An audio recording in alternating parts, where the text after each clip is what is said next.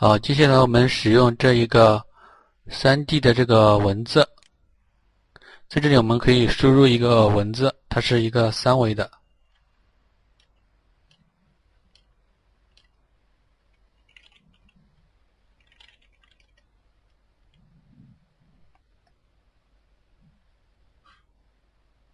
我们输入这样的一个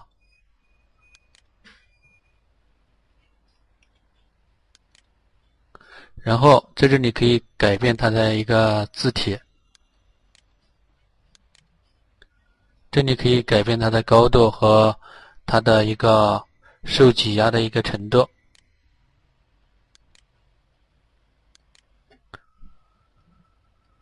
可以看到场景中的这个对象是一个立体的字。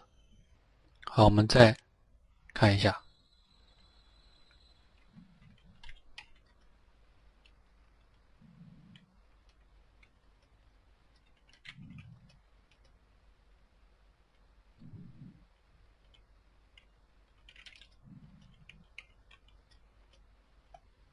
在这我们可以将它的字体改变一下，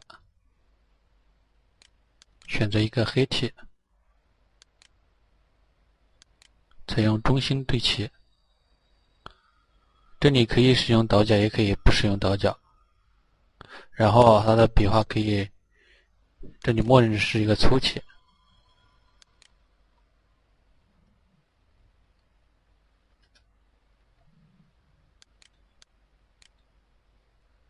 好，我们可以将它的文字选择以后，然后在它的基础上使用一个材质的工具，给它文字添加颜色。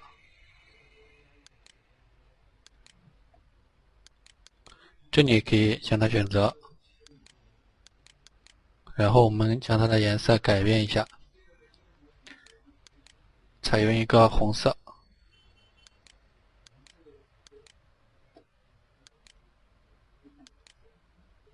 这就是一个3维的一个文字。这个文字可以放置在物体的表面上面，还可以将它的文字的一个方向旋转。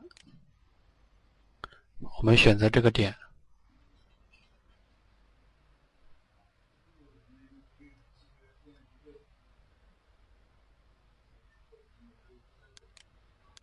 将它旋转90度。